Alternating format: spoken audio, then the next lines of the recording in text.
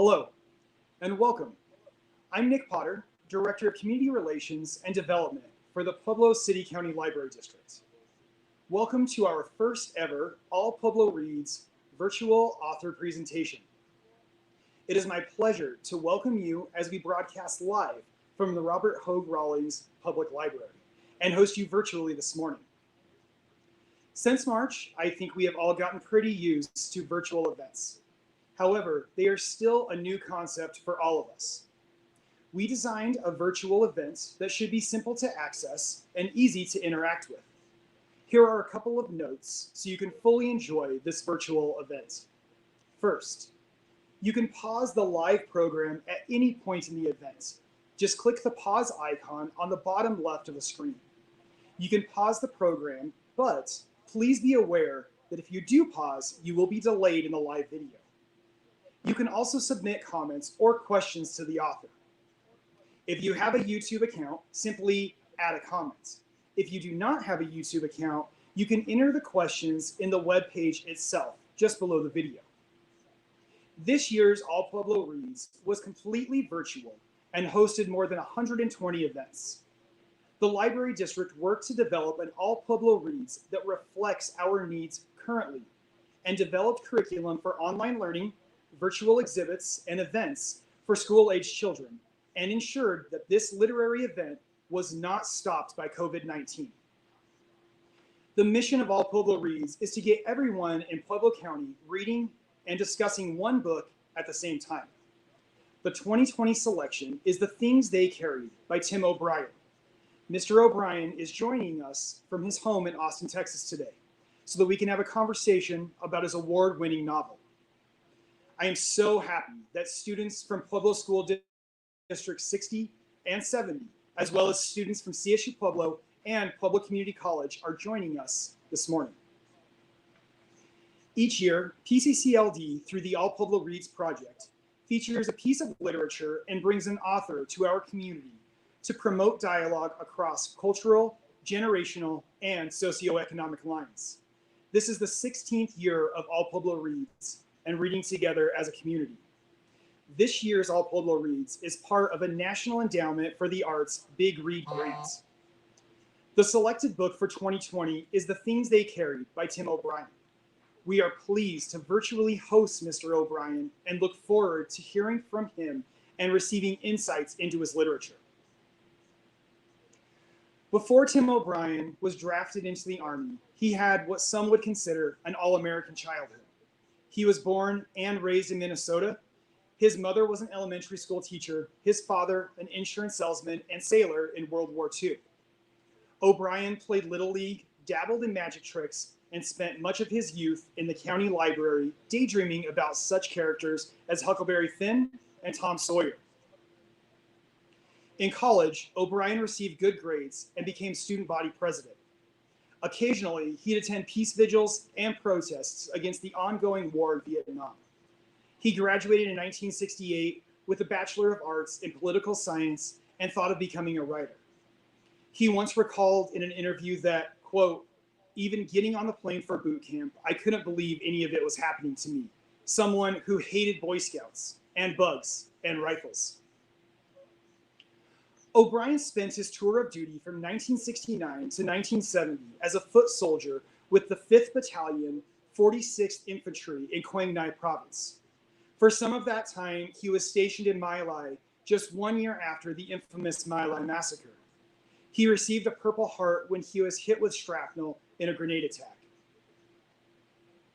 His first published writing about his war experiences came in the form of a memoir called If I Die in a Combat Zone, Box Me Up and Ship Me Home, published in 1973 during his graduate studies in government at Harvard University.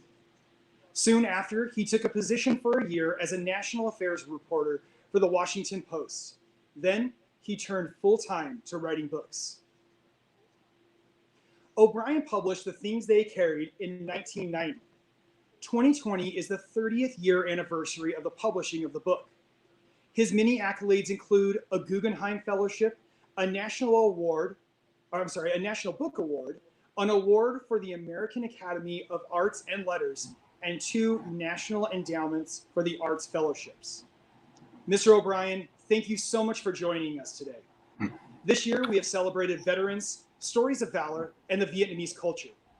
I am so excited to hear from you and hear your insights on the things they carried and the topics discussed within the book.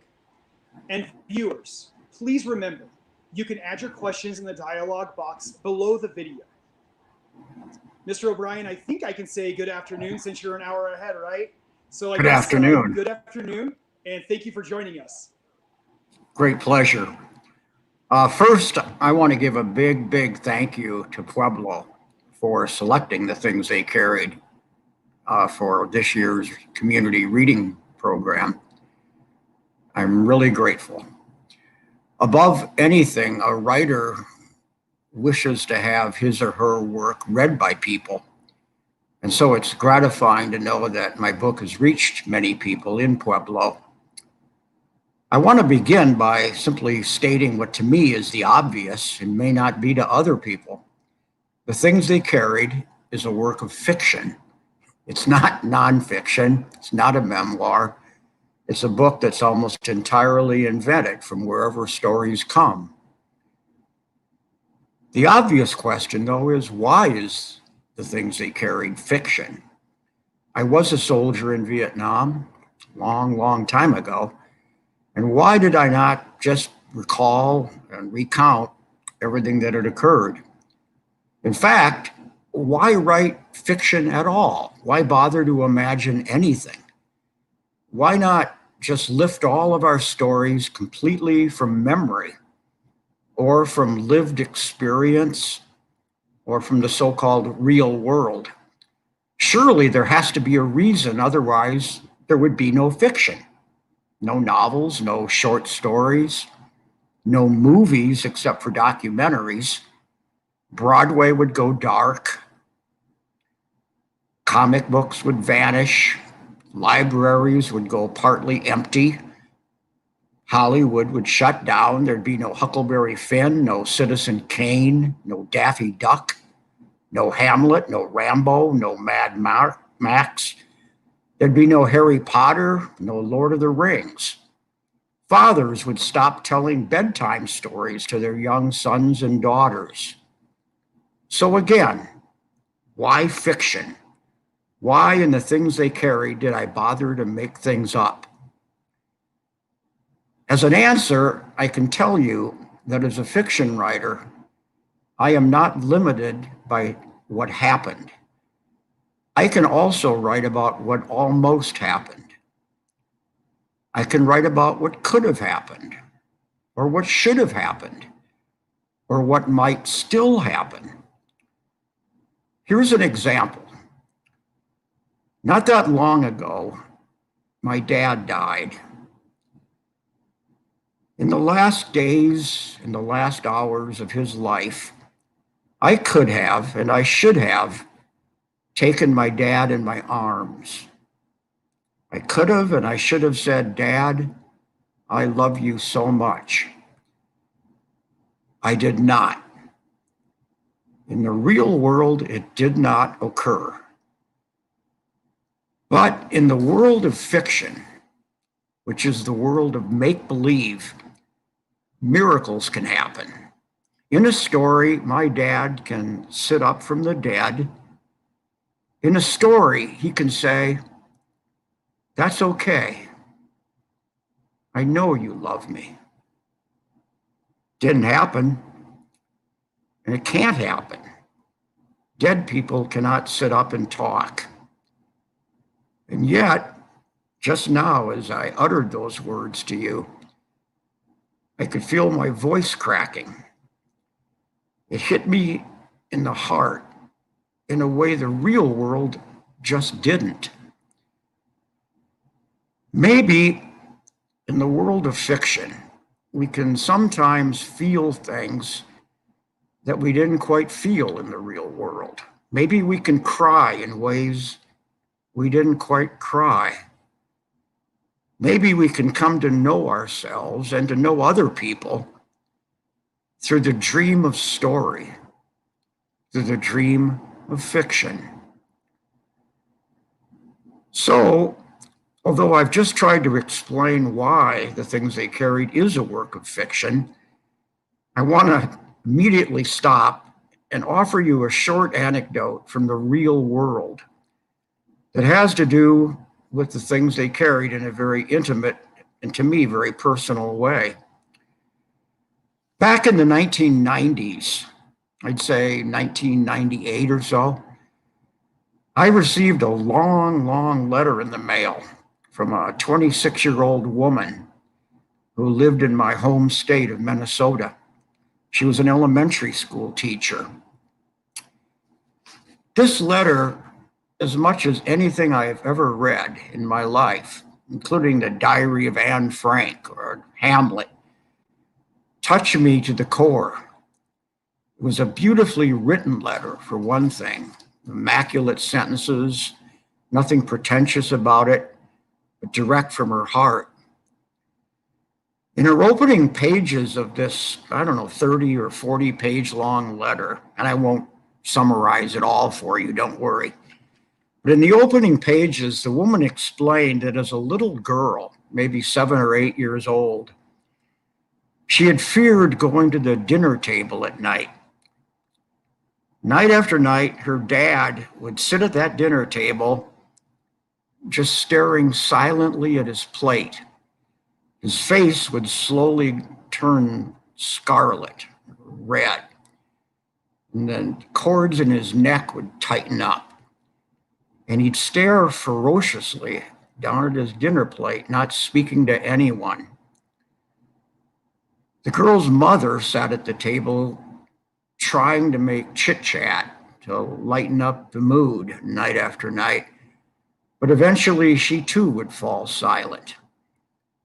There was, the woman said to me in her letter, a palpable tension at that dinner table. The little girl didn't know why. She didn't know the source of it all. She didn't know why her father would stare down at that dinner plate without speaking, in fact, without looking at anybody, and get up and hurry away from the table. The tension in this household, and in fact, the danger that this little girl felt night after night, was enough to make her fear going to dinner when it was ready. She would sometimes make up excuses for having a headache or being sick and not go to the table. But of course, most of the time she did have to go and endure those long, terrible, silent dinners. When she was in middle school, a few years later, one day she went down into the basement of her house, and under a cot in the basement, she found a small cigar-shaped box. She opened it, and in the box were some relics of her father's history. She found a P-38 can opener. She found a pair of dog tags.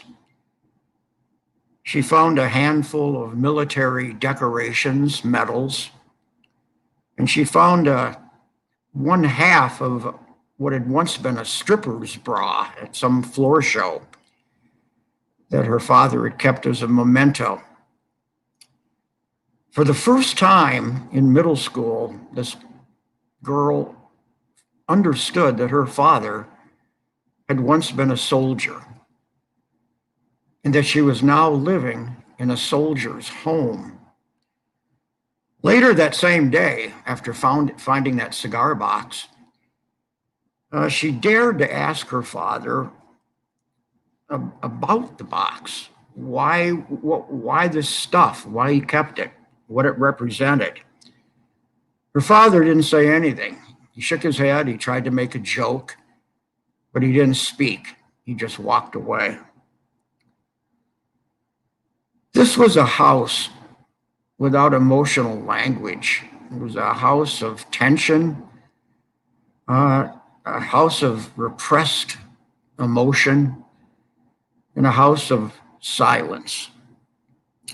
At one point, after the girl had reached high school, I'm now on page 30 of her letter, I'm almost finished.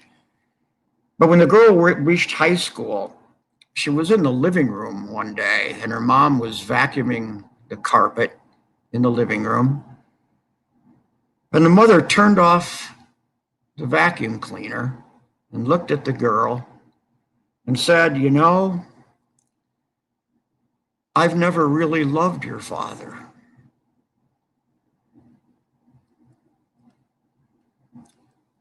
A long moment passed, and the girl said, "Why did you marry him?" And her mother said, "I married him out of pity." She'd had a few dates with the girl's father back in college. The father had gone off to Vietnam and had come home, the silent, slightly bitter, obviously preoccupied man living now in his memories of a terrible war. A man who couldn't articulate what it was that was plaguing him throughout the rest of his life. "How do you love someone," her mother said, "who won't talk to you?" There was a little more in the young woman's letter that I won't bother recapitulating. I'll jump ahead to the end of high school, when the girl was assigned in her senior year the things they carried. She brought it home to read. One afternoon, she left it lying on a coffee table in the living room. Her father came home from work, saw it on the table, picked it up, read a few pages, not much, 2 or 3 pages. But that night, at the dinner table, her father said a few words about the things he had carried in Vietnam. Not much, maybe 30 seconds worth of talk, then fell silent again. But the father the next day read a little more, maybe a chapter or two, and had more to say that night at the dinner table. And the mother began to respond, saying, "Here's what I was thinking during your time in Vietnam, and here's what I worried about." And the father would reply. And in this way, over several weeks, in this silent household, a conversation started that the woman at the end of her letter wrote hasn't stopped to this day. It's still going on. "What I wanted to tell you," the young woman wrote, "is that this conversation will probably never end. We're still talking 10, 20 years later. My mom and dad aren't perfect. They still have big problems, but they're together. And I don't think they would have been if that book had not been lying on a coffee table back in that girl's senior year in high school." Well, I tell this little anecdote for a bunch of reasons. To talk about an entire book, the things they carried, is really impossible. And I don't even want to try. What I do want to do is talk about the importance of that little lesson I was taught by somebody else, a woman who had read the things they carried, whose family had read it. And the lesson is this: wars do not end with the signing of peace treaties. They go on in the memory of soldiers, but they also go on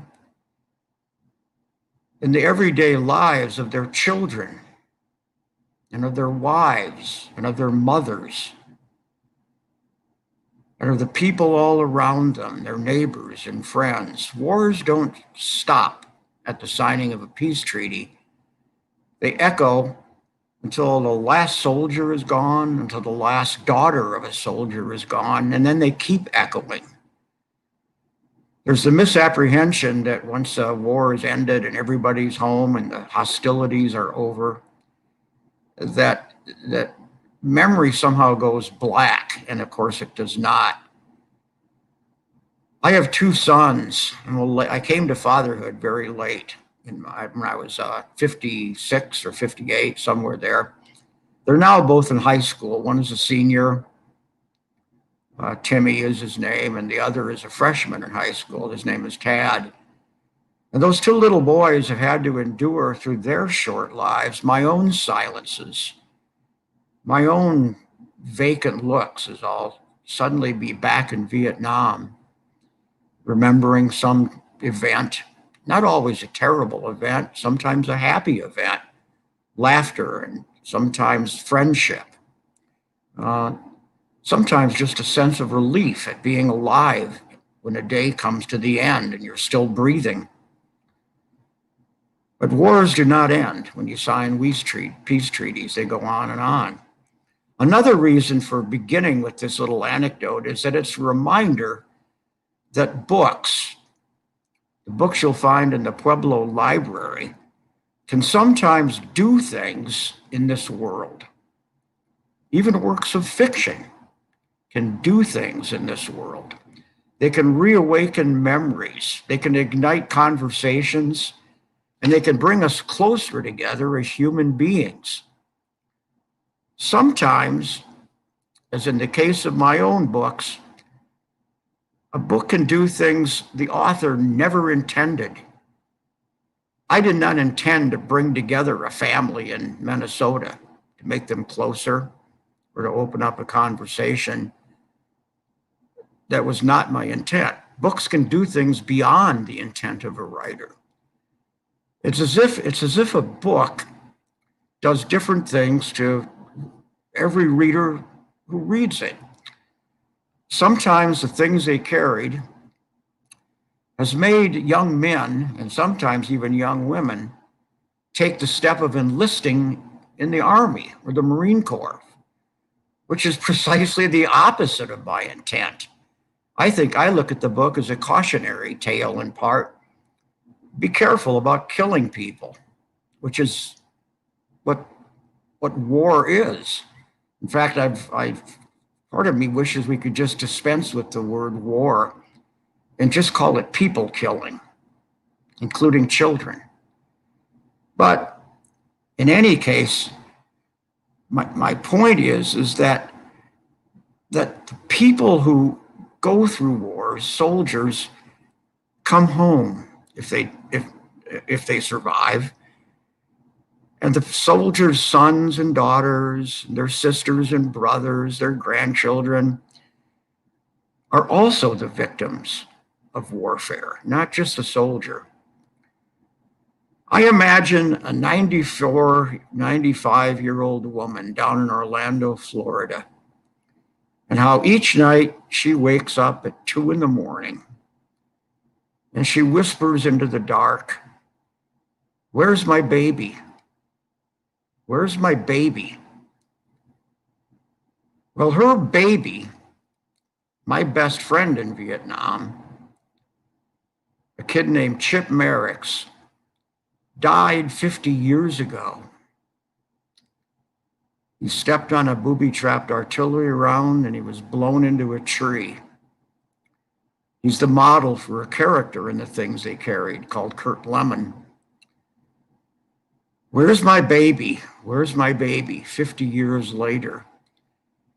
Do you think that war is over for that 94-year-old mother? I don't think so. The things they carried is an emblem. The very title of the book is an emblem for the stuff all of us carry through our lives: fear, joy, holiness, pity, the ache of memory, the joys of memory. Although the book focuses on the American war in Vietnam, the same title can be used for a book about being a student in Pueblo, Colorado, the things a student carries, the physical stuff, the notebooks and books and the pens and paper and all the other things that are carried, but also the emotional burdens that are carried by a student. Fear of exams. Am I popular enough? Am I pretty enough? Am I handsome enough? Am I a good enough athlete? Do people like me enough? Am I failing out? All the things that a student will carry, you could write about in a book called The Things They Carried. So although the book is fiction, and although the incidents in the book are largely invented, it is also true that I was once an infantry soldier in Vietnam. And because I'm speaking to a lot of students today, I think it's important that I say at least a little bit about the origins of the things they carried in the real world that I once lived in as a foot soldier in Vietnam. A very ambiguous, morally murky, and terrifying war. I was drafted. I didn't want to go to the war. As Nick said in his introduction, I hated Boy Scouts. I hated Cub Scouts. I hated dirt and bugs and camping out. I was the last guy that should be drafted to become a foot soldier in Vietnam, but there I found myself. I found myself in a province in the northern portion of Vietnam, a province called Quang Nai. It was on the coastal plain. It wasn't deep jungle. Most of it wasn't. Some was, but most of it was flat paddy land. And in my company, Alpha Company, 5th of the 46th, I spent my days and some of my nights walking from village to village, through rice paddies, through rivers, onto the next village, often circling back to the same village. It was like walking in circles for most of the time. We'd end up back at the place we began. There was no sense of destination, no sense of purpose behind it all. We were essentially walking targets. We couldn't find the enemy often. They found us on their terms. And so my war was a war of quick little firefights lasting 10, 15, 20 minutes. A war largely of avoiding landmines, which you couldn't avoid. You'd look for them, but you could never find them. And so it was a war of attrition. Day would go by, nothing would happen. And then the next day, somebody would lose his legs. And then 3 days later, somebody would die. And then sniper fire, 4 days after that, somebody else would be wounded. And then a mortar attack at night, would be another dead body. 365 plus days of this. I learned very recently from a guy who's doing a biography of me. I didn't know this until he told me a couple of weeks ago. That something like 156 men had died in my battalion during my time in Vietnam. That's a lot of dead people. On top of our dead people, of course, there were the dead Vietnamese. One of my strongest memories of my tour and duty in Vietnam is of an afternoon in July 1969, when my company of about 100 men were walking down the length of a very large rice paddy, maybe 3 feet deep with water. We were wading across a paddy. And suddenly on 3 sides of us, the world just exploded. Gunfire, machine gun fire, mortar rounds coming in. And we were caught out in the open of this flat rice paddy. There was nowhere to take cover except to dive into the muck of the slime of this filthy paddy and hope for the best. We returned fire as best we could, but there was nothing to aim at. All around this paddy was deep shrubbery, and you couldn't tell where the fire was coming from. It was just coming from everywhere. This lasted I don't know, 8 minutes, 9, not very long. But it was the longest 8 or 9 minutes of my life. I remember the words, "Dear Jesus," going through my head. I was 21 years old. I didn't want to die. And I sure as hell didn't want to die in that war, a war that I opposed back during my college years. When it was over, miraculously, nobody was hurt in my company, not a single wound, much less a death. How that happened, I have no idea. We stood up and the shooting was over, and we began completing our march across this rice paddy. And after, I don't know, 20 or 30 steps, I looked down and I saw a dead little girl, maybe 12 years old, maybe 11, maybe 10. It was impossible to tell because she'd been shot in the face and she was completely disfigured. I remember staring down at her, feeling a whole rush of stuff, a sense of complicity in her death was a big part of it. In that rice paddy, I had shot back. I had pulled the trigger, as everybody else in my company had. And it struck me when I looked down at that dead little girl, did a bullet from my weapon strike her in the face and kill her? I'll never know. You can't see bullets hit anything. But I've carried that burden with me now since the end of the war, back to America, back to Austin, Texas, where I now live. And I'm sure I'll be carrying it to my grave with me. I can't say it's exactly a sense of guilt, but it's more a sense of responsibility. I was a soldier. I went to the war. I pulled the trigger. And I have to take responsibility for that little girl's death. I can't avoid it by simply saying, I don't know if I killed her or not. What I'm saying is that a veteran's memories are not always what you'd expect.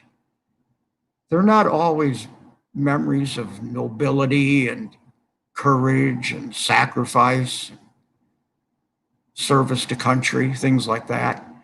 That's present. It's there. But there are other ugly little memories that remain and that haunt a good many of us for the rest of our lives. Right now, I'm almost finished. I got maybe 1 or 2 more minutes of things to say. But right now, as I'm finishing this little presentation, I'm looking forward to whatever questions you might have. I am only partly present with you. In my head, as I've been talking for the last 34 minutes, I've been seeing the face of my best friend, Chip Merricks, the kid who stepped on that booby-trapped artillery round.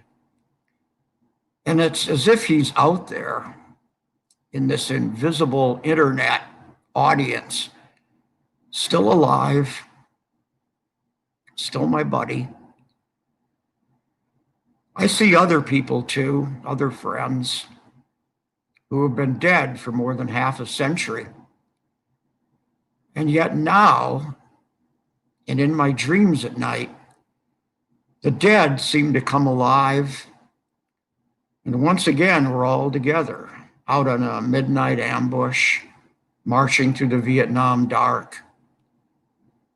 They're still with me out in that internet ether, the ghosts of that long ago war. Another friend named Roy Arnold, or another friend named Tom Markunas, both of whom also died more than 50 years ago, but who never seemed to die. They remain with me. And the same goes for all those characters in the things they carried.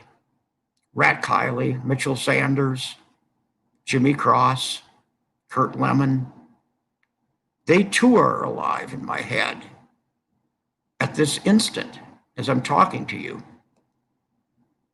And yes, also out in that internet world is a short, slender, dead young girl, her face gone, staring up at nothing as she lay in the slush of that rice paddy. Like the father of the woman who wrote me the letter, I too have my times of silence. And I too have my times of living way, way down inside myself. But with the help of my family, my kids and my wife, my friends, I'd managed to crawl out of it. And I hope for whatever other veterans might be in this audience, and I'm sure there are some, I wish you the same good fortune. Thank you very much.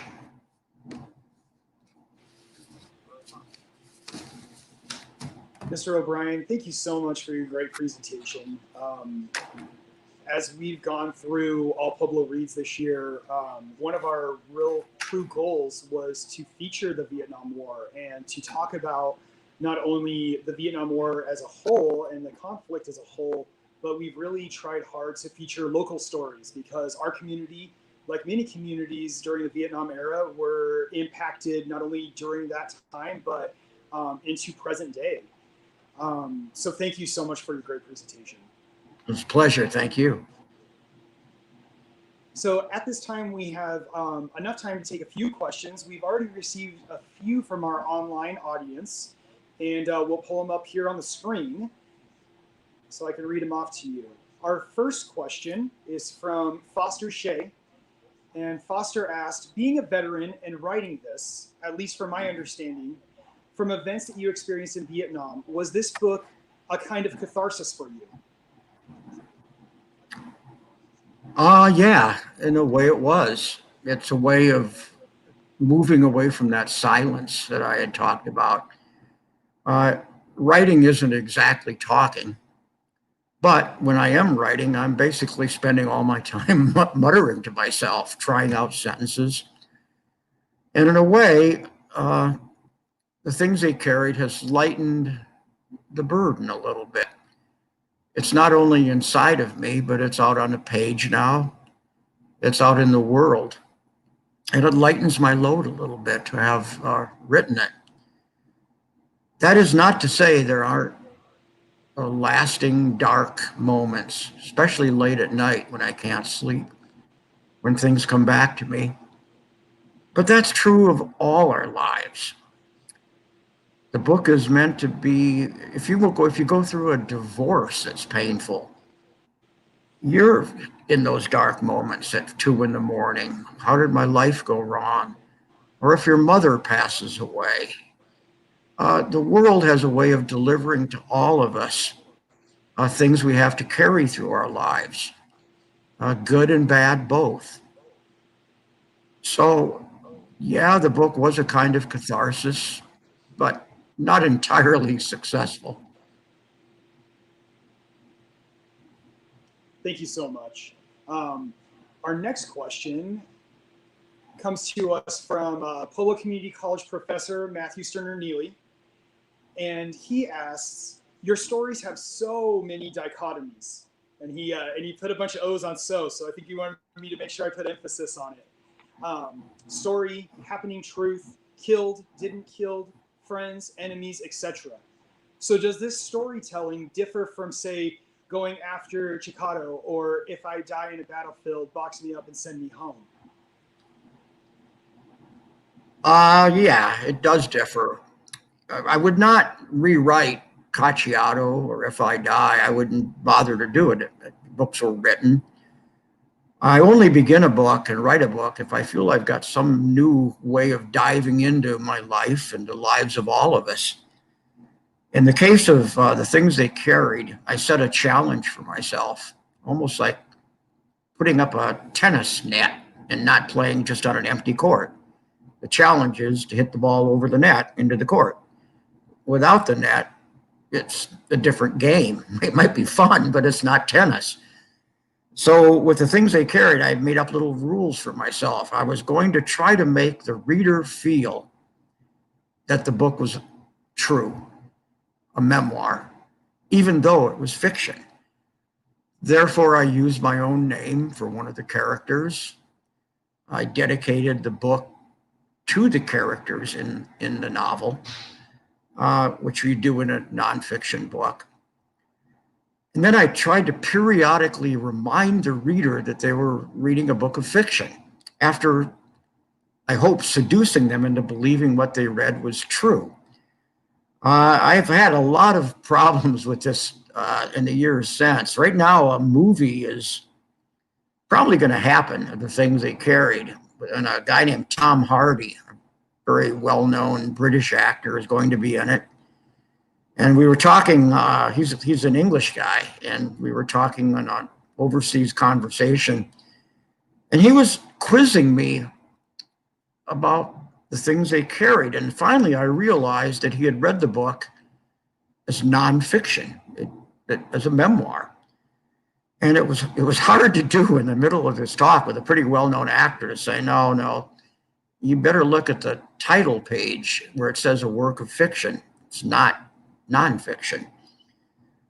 In a way, though, I feel good when I get that reaction, because that's what I had hoped to do with the book, to write a novel so convincing that some people at least believe it's true, that it all happened, when in fact 90% came out of my imagination. So that is much different from Cacciato or If I Die. It's a different set of challenges as a writer, and you get a different kind of payoff from it. A lot of people are frustrated by this blur between happeningness and story truth, but I'm not. To me, we're all going to die, and in the end, who cares if anything really happened? 1,000 years from now, nobody's going to know anything about me or the Vietnam War. It'll be a little footnote, if that, in history. What's going to matter is the story. That's what endures. People don't go around asking who was the real Hamlet, at least not many. Some do, but not many. When you're watching the play, you're engrossed in the magic of storytelling. In that case, the magic of Shakespeare. Or if you're reading Harry Potter, you're engrossed in that magic, and you're not too worried about what happened in the real world. For me, what matters is the power of story itself, whether it really happened or whether it was invented. It doesn't matter much to me. What does matter is if it's a compelling and meaningful story. Thank you so much. We've received a couple other questions. The one I'm going to pull up is from Jake Perkey. And the question that he asked is, what advice would you give a student today that you wish someone would have given you in your early years? Patience. I'm by nature kind of a impatient guy. I get antsy when I have to wait for things. That applies to my writing. I get antsy after 4 or 5 years of working on a book, and the end still is not in sight. I get impatient with my kids. I get impatient with talking heads on the Fox channel. I get impatient with so much.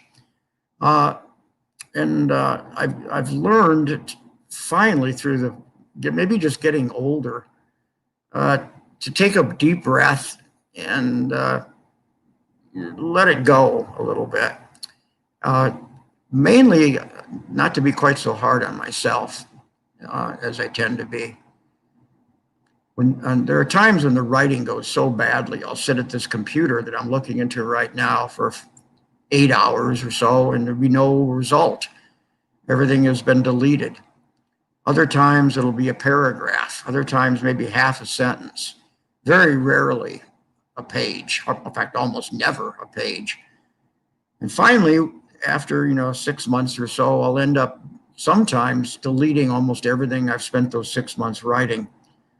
You can see that you better be patient if you're going to be dealing with that for your career.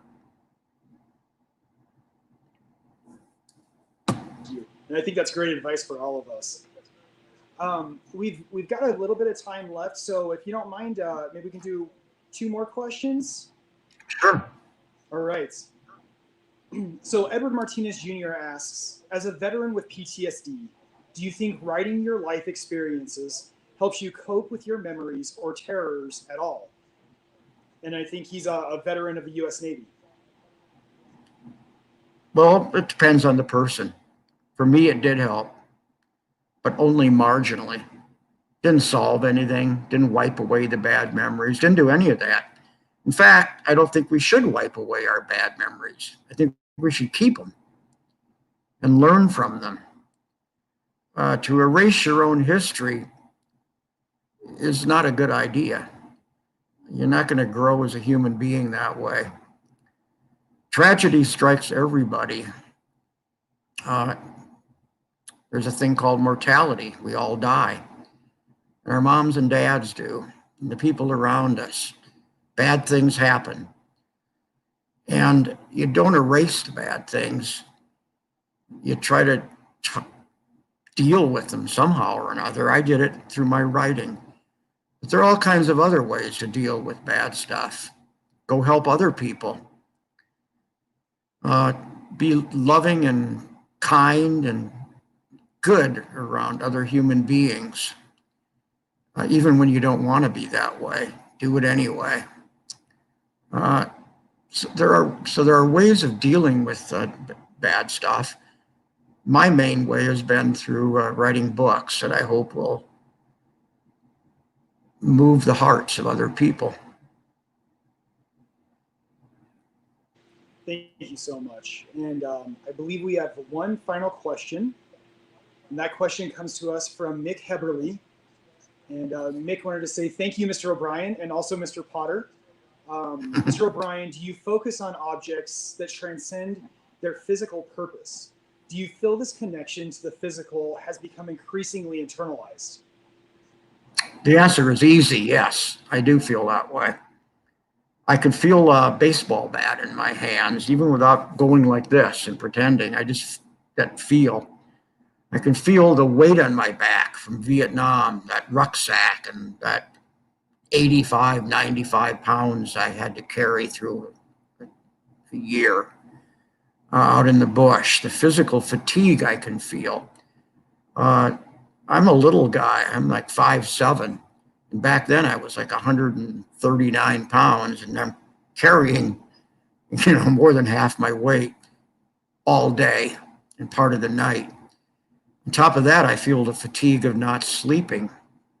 In Vietnam, you're on guard in the dark hours half the night, and then you're up all day, as I said, wading through rice paddies and up into the mountains, down to the paddies. All that physicality remains with me. I can even feel my body moving right now as I talk about it. It's still with me. So it has been internalized. The part of being a human being is the physicality, your movement through time and your movement through space. Mr. O'Brien, thank you so much. First of all, thank you so much for your service to our country. And also just thank you so much for sharing your literature to our community throughout this time. We really appreciate you being here. You're welcome. Thank you. And, I think you can tell at this time, with all the questions that we received, our community fully embraced our programming this year. And you really are the culmination of all of our activities. And we focused a lot of our activities to gear them towards college and university students, as well as high school and middle school students. And I think today is just a great culmination of all of our activities. And thank you so much for just helping bring everything that we've done this entire program full circle. Thank you. So for those of you joining us, if you'd like to hear more from Mr. O'Brien or know others who would enjoy hearing from him, We will be back at 6:30 tomorrow evening, streaming live from the Pueblo Library's Facebook page, as well as the Pueblo Library's YouTube channels. Within this event page, we also have links to other selections from Tim O'Brien and recordings of all events that occurred as part of All Pueblo Reads. Thank you so much for joining us today, and have a great day.